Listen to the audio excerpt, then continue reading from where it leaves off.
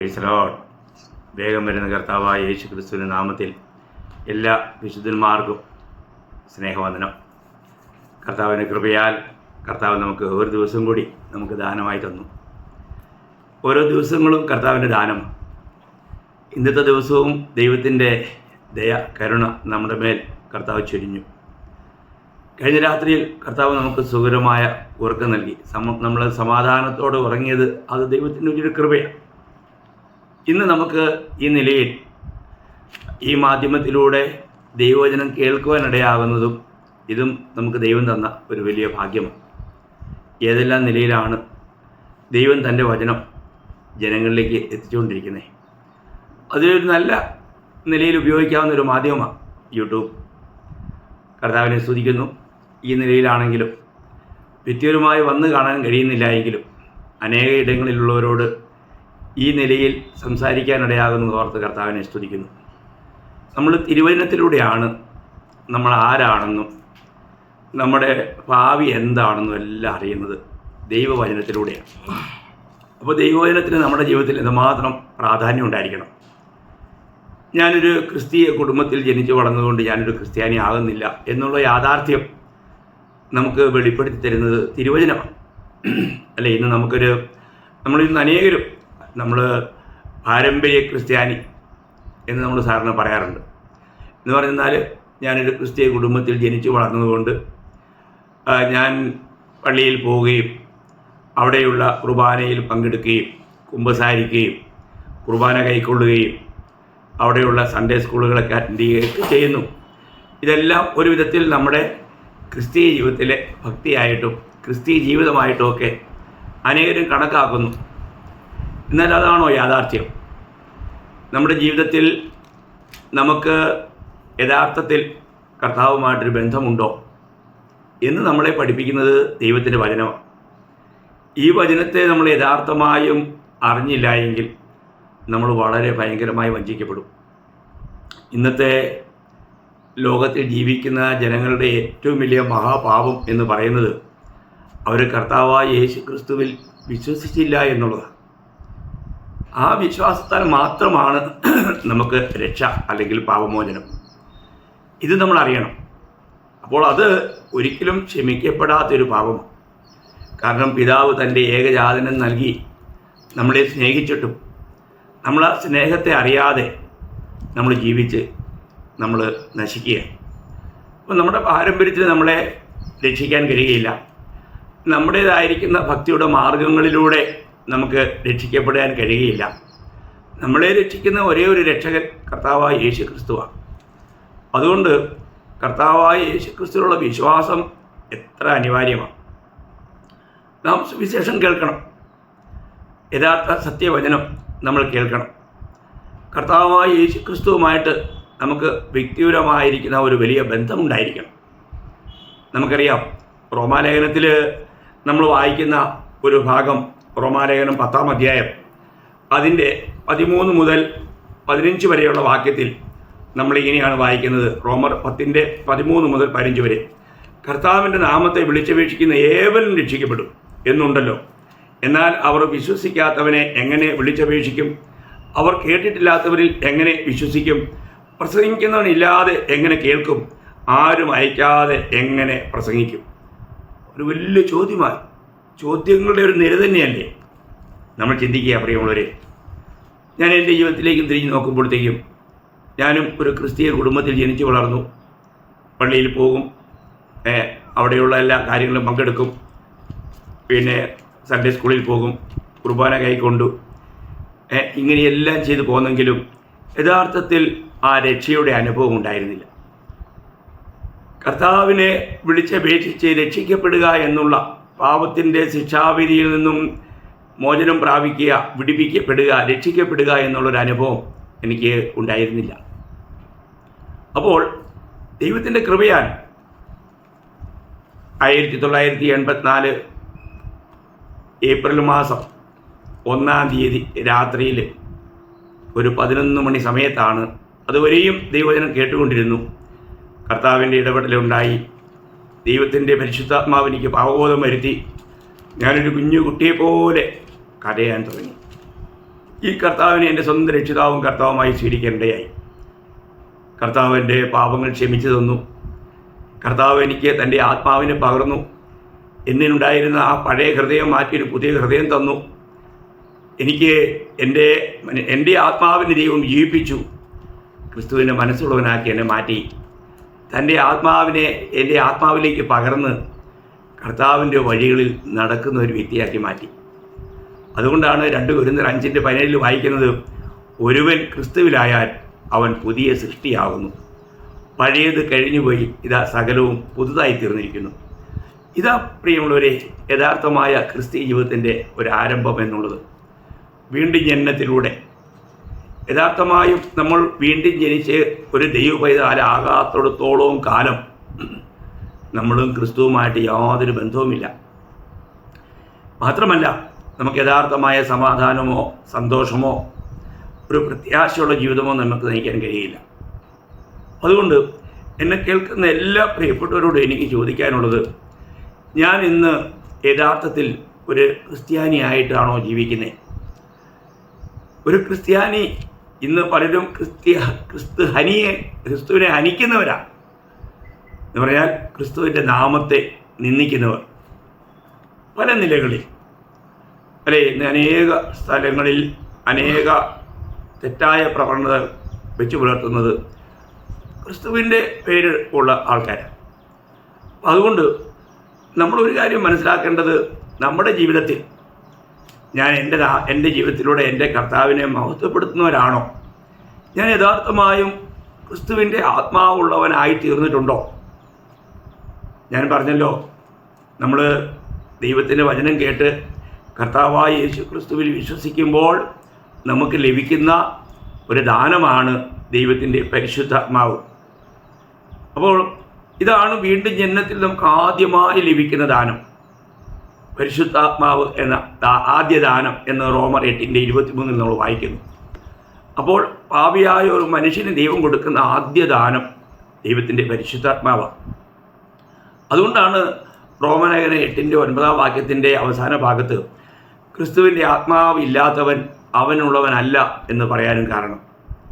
ദൈവമക്കളെ, നമ്മൾ ഒരു കാര്യം മനസ്സിലാക്കേണ്ടത്, നമ്മൾ ദൈവമക്കൾ എന്ന് വിളിക്കപ്പെടണമെങ്കിൽ, അല്ല ഒരു ക്രിസ്ത്യാനി എന്ന് വിളിക്കപ്പെടണമെങ്കിൽ അവൻ ക്രിസ്തുവിൻ്റെ ആത്മാവുള്ളവനായിരിക്കണം. അവൻ യഥാർത്ഥമായും രക്ഷിക്കപ്പെട്ടവനായിരിക്കണം. അങ്ങനെയല്ലെങ്കിൽ അവർക്കൊരു ക്രിസ്തീയ ജീവിതം നയിക്കുവാനായിട്ട് കഴിയുകയില്ല. അവർക്ക് ഒരു യഥാർത്ഥത്തിലുള്ള ഒരു വിശുദ്ധനായി ജീവിക്കുവാൻ കഴിയുകയില്ല. അത് നമ്മൾ മനസ്സിലാക്കണം. നമുക്ക് ഇന്ന് കാരണം ദൈവത്തിൻ്റെ പരിശുദ്ധാത്മാവിന് മാത്രമേ നമ്മളെ യഥാർത്ഥമായിരിക്കുന്ന വിശുദ്ധിയുടെ പാതയിൽ നമ്മളെ നടത്താൻ കഴിയും.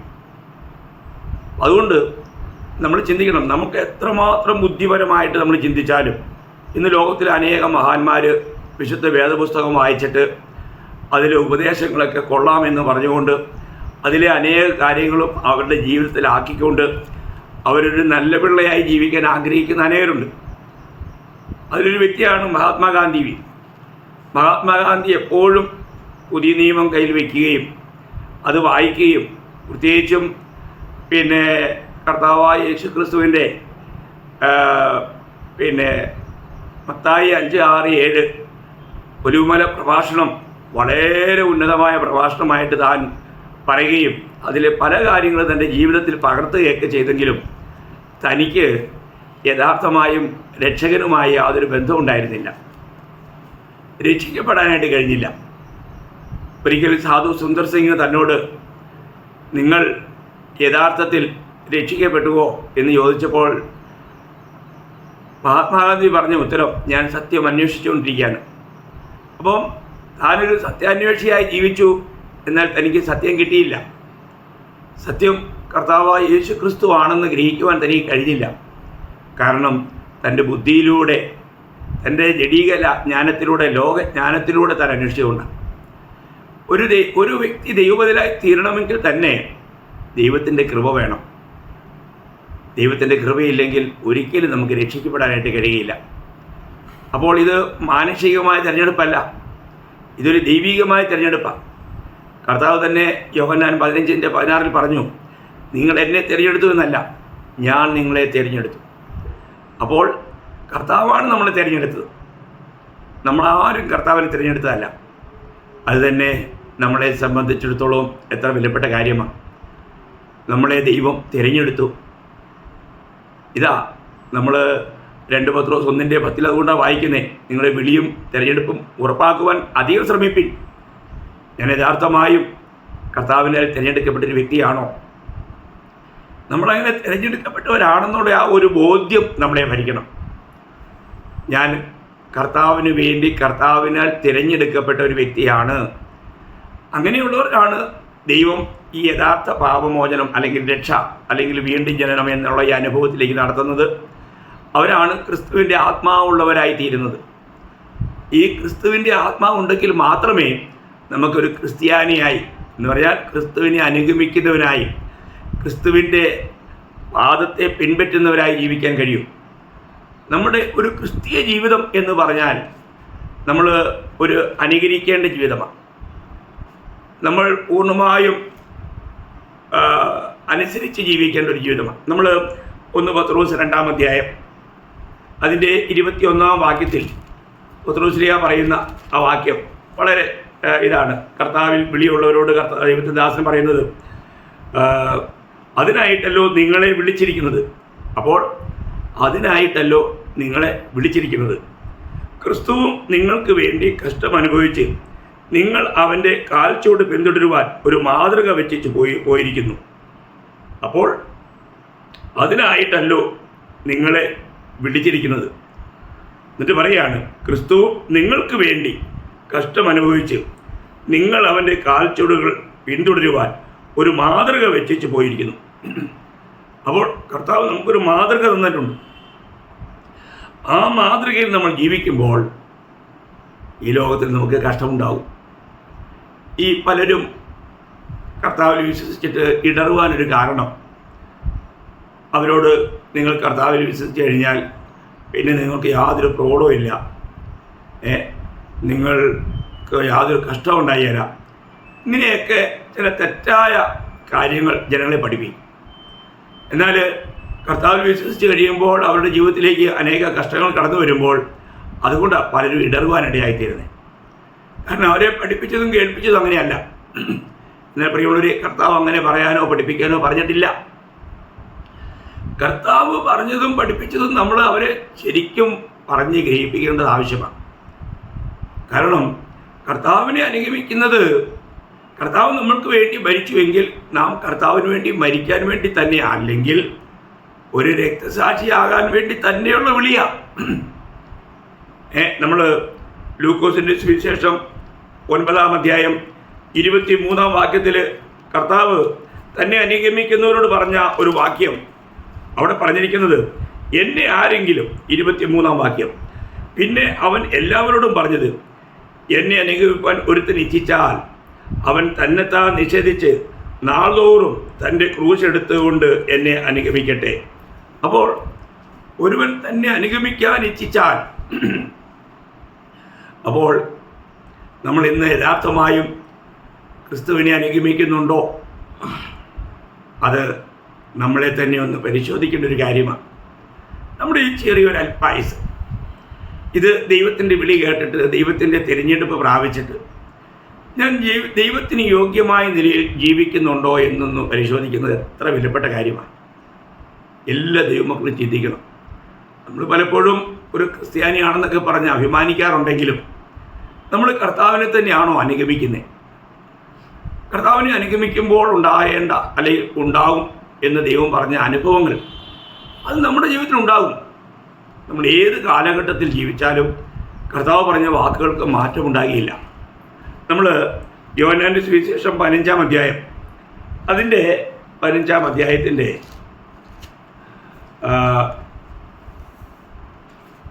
അതിൻ്റെ 18 മുതൽ വായിക്കുമ്പോൾ നമ്മൾ ലോകം നിങ്ങളെ പകയ്ക്കുന്നുവെങ്കിൽ അത് നിങ്ങൾക്ക് മുൻപേ എന്നെ പകച്ചിരിക്കുന്നു എന്ന് അറിവിൻ. നിങ്ങൾ ലോകക്കാർ ആയിരുന്നുവെങ്കിൽ ലോകം തനിക്ക് സ്വന്തമായതിനെ സ്നേഹിക്കുമായിരുന്നു. എന്നാൽ നിങ്ങൾ ലോകക്കാർ ആയിരിക്കാതെ ഞാൻ നിങ്ങളെ ലോകത്തിൽ നിന്നും തിരഞ്ഞെടുത്തുകൊണ്ട് ലോകം നിങ്ങളെ പകയ്ക്കുന്നു. ദാസൻ യജമാനേക്കാൾ വലിയവനല്ല എന്ന് ഞാൻ നിങ്ങളോട് പറഞ്ഞ വാക്ക് ഓർപ്പീൻ. അവർ എന്നെ ഉപദ്രവിച്ചുവെങ്കിൽ നിങ്ങളെയും ഉപദ്രവിക്കും. എൻ്റെ വചനം പ്രമാണിച്ചുവെങ്കിൽ നിങ്ങളുടേതും പ്രമാണിക്കും. ഞാൻ വായിച്ചത് യോഹന്നാൻ 15-ാം അധ്യായം 18 മുതൽ 20 വരെയുള്ള വാക്യങ്ങളാണ്. പ്രിയമുള്ളവരെ, ഇവിടെ കർത്താവ് പറയുകയാണ്, നിങ്ങൾ ലോകക്കാരായിരിക്കാതെ വണ്ണം ഞാൻ നിങ്ങളെ എന്ത് ചെയ്തു? ലോകത്തിൽ നിന്ന് നിങ്ങളെ വേർപെടുത്തിയിരിക്കുക. നോക്കണം, ഒരു ക്രിസ്തീയ ജീവിതം എന്നുള്ളത് ഈ ലോകപ്രകാരമുള്ളൊരു ജീവിതമല്ല. അങ്ങനെ ഒരു ജീവിതം നമ്മൾ നയിച്ചു കഴിഞ്ഞാൽ കർത്താവിനെ മഹത്വപ്പെടുത്താൻ കഴിയില്ല. കർത്താവ് ലോകക്കാരനല്ലായിരുന്നു. അതുപോലെ നമ്മളെയും ലോകത്തിൽ നിന്നും തനിക്ക് വേണ്ടി വേർപെടുത്തി. കർത്താവിനുള്ളവർ വേർപെടുത്തപ്പെട്ടവർ. അതുകൊണ്ടാണ് ഞാനും നിങ്ങളെ എപ്പോഴും വിശുദ്ധന്മാരെ എന്ന് വിളിച്ചത്. നമ്മുടേതായിരിക്കുന്ന വിശുദ്ധിയുടെ ശ്രേഷ്ഠതയല്ല, കർത്താവായ യേശു ക്രിസ്തു നമ്മുടെ വിശുദ്ധിയായി തീർന്നത് കൊണ്ടാണ്. അതുകൊണ്ടാണ് നമ്മൾ വിശുദ്ധന്മാർ. കർത്താവിന് വേണ്ടി നമ്മളെ വിളിച്ച് വേർതിരിച്ചു. ആരെല്ലാം കർത്താവിന് വേണ്ടി വേർതിരിക്കപ്പെട്ടോ അവരെല്ലാം വിശുദ്ധന്മാർ, ജീവിച്ചിരിക്കുന്ന വിശുദ്ധന്മാർ. അപ്പോൾ ഇവിടെ ലോകം നിങ്ങളെ പകയ്ക്കുമെന്നാണ് കർത്താവ് പറഞ്ഞത്. കാരണം ഈ ലോകം നമ്മുടെ കർത്താവിനെ പകച്ചു. നന്മകൾ മാത്രം ചെയ്ത നമ്മുടെ കർത്താവിനെ ലോകം പകച്ചു. നമ്മൾ ചിന്തിക്കണം, ഈ ലോകത്തിൽ ആരെങ്കിലും സ്നേഹിക്കാൻ കൊള്ളാമെങ്കിൽ അതൊറ്റ വ്യക്തി കർത്താവ് യേശു ക്രിസ്തുവാണ്. കാരണം അവിടുന്ന് ഈ ലോകത്തിൽ നന്മ മാത്രമേ ചെയ്തുള്ളൂ, ഒരു തിന്മയും ചെയ്തിട്ടില്ല. അന്തര് കാഴ്ച കൊടുത്തു, മുടന്തനെ നടത്തി, കുഷ്ഠരോഗിയെ തൊട്ട് സൗഖ്യമാക്കി, മരിച്ചവരെ ഉയർപ്പിച്ചു, ദുഷ്ടാത്മാക്കളെ പുറത്താക്കി, അഞ്ചപ്പം കൊണ്ട് 5000 പോഷിപ്പിച്ചു, പാപികളുടെ പാപം ക്ഷമിച്ചു കൊടുത്തു. ഇതൊക്കെ എത്ര വലിയപ്പെട്ട കാര്യങ്ങൾ ആർക്കെങ്കിലും ചെയ്യാൻ കഴിയുമോ? എന്നാൽ ഇതെല്ലാം ചെയ്ത, നന്മ മാത്രം ചെയ്ത, അവനെല്ലാം നന്നായി ചെയ്തു എന്നാണ് വചനം പറയുന്നത്. എല്ലാം നന്നായി ചെയ്തിട്ടും ഈ ലോകം കർത്താവിനെ പകയ്ക്കുകയാണ് ഉണ്ടായത്. ഈ ലോകത്തിന് കർത്താവിനെ സഹിക്കാൻ കഴിഞ്ഞില്ല. ഈ ലോകം കർത്താവിന് കൊടുത്തത് പൊൻകിരീടം ധരിക്കേണ്ട തലയിലേക്ക് മുൾക്കിരീടവും ചെങ്കോല് പിടിക്കേണ്ട കയ്യിലേക്ക് മരക്കുരിശാണ് കൊടുത്തത്. അങ്ങനെയാണ് കർത്താവിന് ഈ ലോകം സമ്മാനിച്ചതെങ്കിൽ അതിനേക്കാൾ നല്ലതൊന്ന് നമുക്ക് ലഭിക്കുമെന്ന് നമുക്ക് പ്രതീക്ഷിക്കാൻ വകുപ്പുണ്ടോ? ഒരിക്കലുമില്ല. അപ്പോൾ നമ്മൾ ഈ ലോകക്കാരായിരിക്കുവാൻ ദൈവത്തിന് ആഗ്രഹമില്ല. നമ്മൾ ഈ ലോകക്കാരെ പോലെ ജീവിക്കരുത്. അതിനുവേണ്ടിയാണ് ദൈവം നമ്മളെ വേർപെടുത്തിയത്. ദൈവം തൻ്റെ ആത്മാവിനെ നമുക്ക് നൽകിയത്. നമ്മളെപ്പോഴും ആത്മാവിനെ അനുസരിക്കുന്നവരായിരിക്കണം. നമ്മളിന്നും രക്ഷിക്കപ്പെട്ട ശേഷവും വീണ്ടും ജനിച്ച ശേഷവും നമ്മളിപ്പോഴും ആ ലോകത്തിൽ തന്നെയാണ്. ഈ ലോകത്തിൻ്റെ ദൈവമാകുന്ന പിശാച് നമ്മളെ ഏത് നിലയിലും വഞ്ചിക്കാനായിട്ട് അവൻ തക്കം നോക്കുന്നുണ്ട്. എന്നാൽ കൃപയാൽ നമ്മൾ ആ ദൈവത്തിൻ്റെ ആത്മാവിന് അനുസരിച്ച് ജീവിക്കുമ്പോൾ ശത്രുവിന് നമ്മളെ തൊടുവാൻ കഴിയില്ല. അവിടെയാണ് നമ്മുടെ വിജയം. അപ്പോൾ ഇന്ന് നമ്മുടെ ജീവിതത്തിൽ നമുക്ക് യഥാർത്ഥമായിട്ടും കർത്താവിനെ അനുഗമിക്കുവാൻ കഴിയുന്നുണ്ടോ? നമുക്ക് പ്രയാസങ്ങളും പ്രതികൂലങ്ങളൊക്കെ വരുമ്പോൾ നമ്മൾ ചിലപ്പോൾ പതറാം. അല്ലേ? കർത്താവ് തന്നെ മത്തായി 10:16 പറഞ്ഞു, ചെന്നായ്ക്കളുടെ നടുവിൽ കുഞ്ഞാടിനെ പോലെ ഞാൻ നിങ്ങളെ അയക്കുന്നു. അപ്പോൾ നമുക്ക് ചുറ്റും ചെന്നായ്ക്കളാണ്. അവർ കുഞ്ഞാടിനെ കടിച്ച് കീറുവാൻ തക്കം നോക്കിയിരിക്കുകയാണ്. എന്നാൽ നമ്മുടെ ജീവിതത്തിൻ്റെ വിജയ രഹസ്യം, ആ വിജയത്തിൻ്റെ വലിയ നേട്ടം നമ്മളെ വിളിച്ച നമ്മുടെ കർത്താവ് നമ്മളോട് കൂടെ ഉണ്ടെന്നുള്ളതാണ്. അവിടുന്ന് നല്ല ഇടയനായി നമ്മളോട് കൂടെ ഇരുന്ന് നമ്മളെ നടത്തുന്നു എന്നുള്ളതാണ്. ആ ഇടയൻ്റെ ആടുകളായി അവിടുത്തെ ഇമ്പസ്വരം കേൾക്കുന്നവരായി നമ്മൾ ജീവിക്കുന്നെങ്കിൽ മാത്രമേ നമുക്ക് യഥാർത്ഥ ദിവ്യ സമാധാനത്തോടും സന്തോഷത്തോടും പ്രത്യാശയോടും ജീവിക്കാൻ കഴിയൂ. അതുകൊണ്ട് കർത്താവിൽ നാം ഏത് പ്രതികൂലത്തിൻ്റെ മധ്യത്തിലും ഇടറാൻ പാടില്ല. അതുകൊണ്ടല്ലേ കർത്താവ് മത്തായി 11:6 പറഞ്ഞു, എങ്കിൽ ഇടറാത്തവൻ ഭാഗ്യവാൻ. നമുക്കൊരിക്കലും നമ്മുടെ കർത്താവ് ഏത് സമയത്തും ഏത് പ്രതികൂലത്തിലും നമ്മൾ വിചാരിക്കുന്ന പോലെ ആയിരിക്കില്ല ദൈവത്തിൻ്റെ ഇടപെടൽ. എന്നാൽ കർത്താവിനോട് കൂടെയുണ്ടെന്നുള്ള ആ ബോധ്യം അത് നമ്മളെ ഭരിക്കേണ്ടത് വളരെ അനിവാര്യമാണ്. അപ്പം കർത്താവ് നമുക്ക് മാതൃക തന്ന ആ കാൽച്ചുവടുകളെ തന്നെയാണോ നമ്മൾ പിൻപറ്റുന്നത്? കർത്താവ് നമുക്ക് തന്ന മാതൃക നമുക്കറിയാം. കർത്താവ് എപ്പോഴും പിതാവിനെ മഹത്വപ്പെടുത്തുക എന്നുള്ളതായിരുന്നു കർത്താവിൻ്റെ ലക്ഷ്യം. കാരണം പിതാവ് തൻ്റെ പുത്രനെ ഈ ലോകത്തിലേക്ക് അയക്കുമ്പോൾ പിതാവിനൊരു ലക്ഷ്യമുണ്ട്. ആ ലക്ഷ്യത്തിൽ എപ്പോഴും താൻ യാത്ര ചെയ്തു എന്നുള്ളതാണ്. നമ്മൾ യോഹന്നാൻ്റെ സുവിശേഷം തന്നെ അതിൻ്റെ 6-ാം അധ്യായം അതിൻ്റെ 38-ാം വാക്യം വായിക്കുമ്പോൾ കർത്താവ് പറഞ്ഞു, ഞാൻ എൻ്റെ ഇഷ്ടമല്ല എന്നെ അയച്ചവൻ്റെ ഇഷ്ടമത്രേ ചെയ്യുവാൻ സ്വർഗത്തിൽ നിന്നും ഇറങ്ങി വന്നിരിക്കുന്നത്. ചിന്തിക്കുക. നമ്മൾ ഓരോ ദിവസവും നമ്മൾ ചിന്തിക്കണം ദൈവമക്കളെ, നമ്മൾ ആരുടെ ഇഷ്ടത്തിലാണ് ജീവിക്കുന്നത്? നമ്മൾ ആരാണെന്നുള്ള ആ ഒരു കാര്യം നമ്മൾ ഉറപ്പ് വരുത്തണം. ഞാൻ കർത്താവിന് വേണ്ടി, കർത്താവിൻ്റെ നാമമഹത്വത്തിന് വേണ്ടി വേർതിരിക്കപ്പെട്ട ഒരു ദൈവ പൈതലാണെന്നുള്ള ബോധ്യം നമ്മളെ ഭരിക്കണം. അതുകൊണ്ട് തന്നെ നമ്മൾ മറ്റുള്ളവരിൽ നിന്നും ലോകജനത്തിൽ നിന്നും നമ്മൾ വ്യത്യസ്തരായിരിക്കും. നമ്മുടെ എല്ലാ ചലനങ്ങളും, നമ്മുടെ ഓരോ നടപ്പും, നമ്മുടെ ഓരോ സംസാരം, നമ്മുടെ ഓരോ ഇടപെടലുകൾ, നമ്മുടെ ഹൃദയത്തിലെ ആഗ്രഹങ്ങൾ ഇതെല്ലാം എപ്പോഴും കർത്താവിനെ മഹത്വപ്പെടുത്തുന്നവയായിരിക്കണം. അതാണ് നമ്മൾ ചിന്തിക്കേണ്ടത്. ദൈവത്തിന് പ്രസാദമുള്ളതായിരിക്കണം. പഴയ നിയമത്തിൽ ദാവീദ് പോലും 19-ാം സങ്കീർത്തനം 14-ാം വാക്യത്തിൽ പറയുന്നുണ്ട്, എൻ്റെ ഹൃദയത്തിലെ വിചാരങ്ങളും എൻ്റെ വായിലെ വാക്കുകളും നിനക്ക് പ്രസാദമായിരിക്കുമാറാകട്ടെ. നോക്കണം, ദാവീദിന് അങ്ങനെ പറയാൻ കഴിഞ്ഞെങ്കിൽ കർത്താവായ യേശു ക്രിസ്തുവിൻ്റെ രക്തത്താൽ വീണ്ടെടുക്കപ്പെട്ട, വീണ്ടും ജനിച്ച് ദൈവത്തിൻ്റെ ആത്മാവുള്ള ദൈവ പൈതൽ ഇതിനേക്കാൾ എത്രമായി ശക്തമായി പറയുവാനായിട്ട് കഴിയണം. അതേ പ്രിയമുള്ളവരെ, പലപ്പോഴും നമുക്ക് കുറവുകളുണ്ടാകാം, തെറ്റുകൾ സംഭവിക്കാം. എന്നാൽ ഉടനെ ദൈവത്തിൻ്റെ ആത്മാവ് നമുക്ക് ബോധ്യത്തരും. നമ്മൾ കർത്താവിനോട് ആ കാര്യങ്ങൾ ഏറ്റു പറയണം. നാം ഏറ്റു പറയുമെങ്കിൽ അവൻ നമ്മളോട് ക്ഷമിക്കും. ഏറ്റു പറയാതെ നമ്മൾ മറച്ചു പിടിച്ചാൽ അത് നമുക്കൊരു വലിയ ഒരു വഞ്ചനയായിട്ട് മാറും. ഓരോ ദിവസവും ഞാൻ ആരുടെ ഇഷ്ടത്തിലാണ്, ഞാൻ എൻ്റെ ഇഷ്ടമാണോ ചെയ്യാനായിട്ട് ഉത്സാഹിക്കുന്നത്, അതോ എന്നെ അയച്ചവൻ്റെ ഇഷ്ടമാണോ? അത് നമ്മൾ ചിന്തിക്കേണ്ടത്. നമുക്ക് ഓരോ ദിവസവും നമ്മൾ കിടക്കാൻ പോകുമ്പോൾ ഒരു നിമിഷം നമ്മൾ ചിന്തിക്കണം, ഞാൻ ഇന്നത്തെ ജീവിതം, എൻ്റെ പകൽക്കാലം മുഴുവനും എനിക്ക് കർത്താവ് തന്ന കാൽച്ചുവടുകളെ ഞാൻ പിൻപറ്റിയോ? ഞാൻ എൻ്റെ ഇഷ്ടത്തിലാണോ അതോ ദൈവ ഇഷ്ടത്തിലാണോ ജീവിച്ചത്? കാരണം തിരുവചനത്തിലൂടെ ദൈവം നമ്മളിൽ നിന്ന് ആഗ്രഹിക്കുന്ന ദൈവത്തിൻ്റെ ഇഷ്ടം നമുക്ക് വ്യക്തമായി വെളിപ്പെടുത്തി തന്നിട്ടുണ്ട്. ദൈവത്തിൻ്റെ ഹൃദയം മുഴുവനും നമുക്കിവിടെ തുറന്നു വെച്ചിരിക്കുക. അപ്പോൾ അതറിയണം. അതറിഞ്ഞിട്ട് അതുപോലെ നമ്മൾ പ്രവർത്തിക്കണം. അത് നമ്മുടെ കർത്തവ്യമല്ലേ? അപ്പോൾ ഓരോ കാര്യങ്ങളിലും, ഇപ്പം പിതാവ് അല്ലെങ്കിൽ കർത്താവ് ഈ ലോകത്തിലായിരുന്നപ്പോൾ ഓരോ കാര്യങ്ങളിലും താൻ വളരെ സൂക്ഷ്മതയുള്ളവനായിരുന്നു. നമുക്കറിയാം, കർത്താവിൻ്റെ പരസ്യവേല ആരംഭിക്കുന്നത് ഏകദേശം 30-ാമത്തെ വയസ്സിലാണ്. അപ്പോൾ ഈ 30-ാമത്തെ വയസ്സ് വരെയും ഈ പരസ്യ ശുശ്രൂഷയ്ക്ക് വേണ്ടിയുള്ള ഒരുക്കങ്ങളായിരുന്നു എന്നുള്ളത് നമുക്ക് കാണാൻ കഴിയുന്നത്. അപ്പോൾ 30 വർഷത്തെ ഒരുക്കമാണ് 3.5 വർഷത്തെ ശുശ്രൂഷയ്ക്ക് വേണ്ടി കർത്താവ് എടുത്തത്. നോക്കണം, നമുക്കതിനെ ആ നിലയിൽ ചിന്തിക്കാൻ പറ്റും. 3.5 വർഷത്തെ ശുശ്രൂഷയ്ക്ക് വേണ്ടി കർത്താവ് 30 വർഷത്തെ ഒരുക്കങ്ങൾ നടത്തി. അവസാനം ആ ശുശ്രൂഷ ആരംഭിക്കുമ്പോൾ നമുക്കറിയാം, യോഹന്നാൻ സ്നാപകൻ്റെ കൈകളിൽ സ്നാനമേൽക്കുമ്പോൾ സ്വർഗം പറയുന്ന ഒരു സാക്ഷ്യം നമുക്ക് കേൾക്കാൻ കഴിയും. എവിടെയാ? മത്തായിയുടെ സുവിശേഷം 3-ാം അധ്യായം അതിൻ്റെ 17-ാം വാക്യം, 3:17.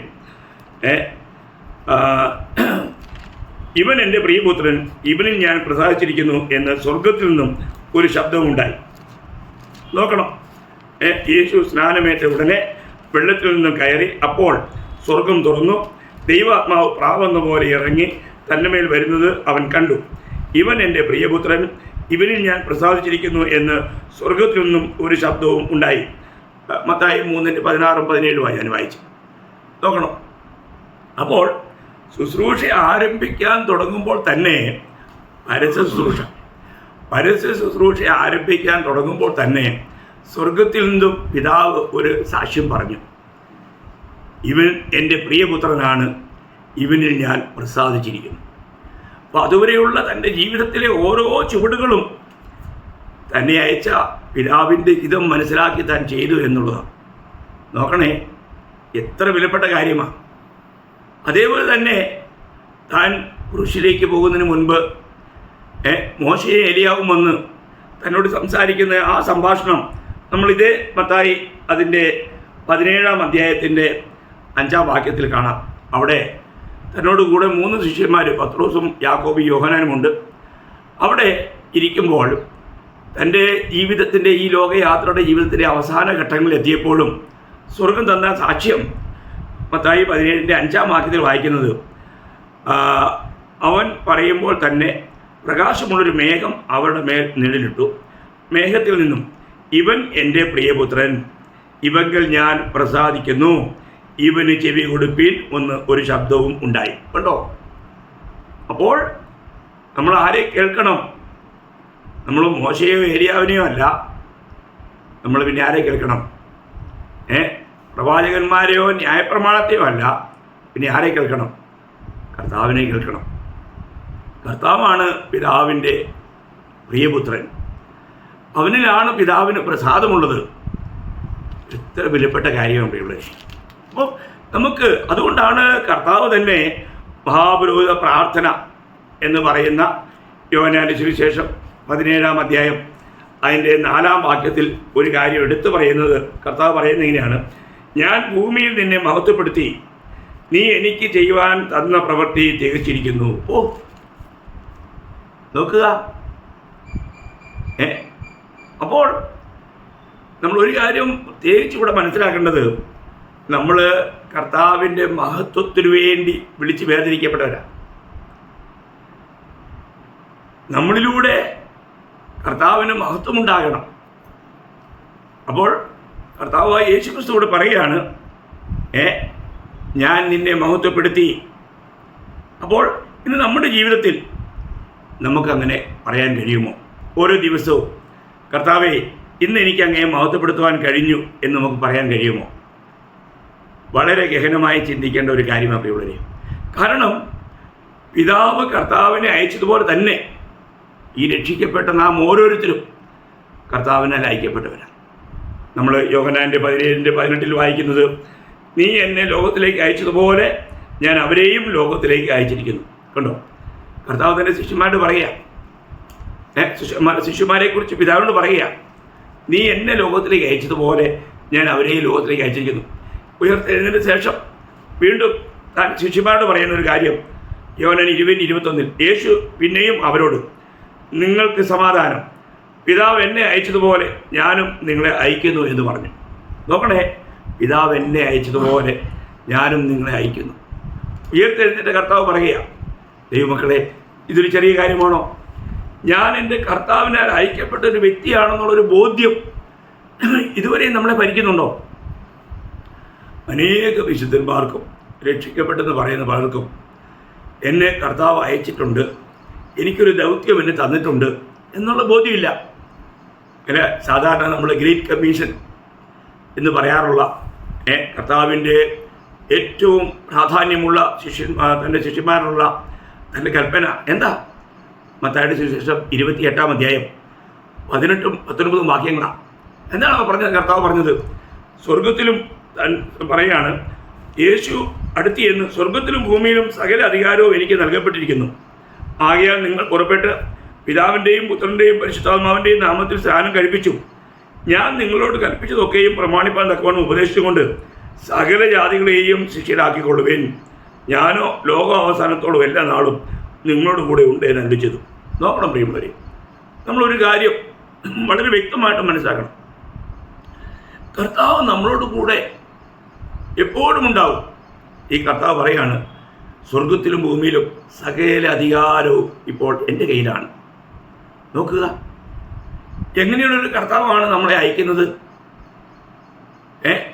സർവാധികാരിയായ കർത്താവ്. അവിടുത്തെ അധികാരത്തിലാണ് എല്ലാം നടക്കുന്നത്. എവിടെയെങ്കിലും എന്തെങ്കിലും നടക്കണമെങ്കിൽ ഈ സർവാധികാരിയായ കർത്താവ് അറിയാതെ ഒന്നും സംഭവിക്കില്ല.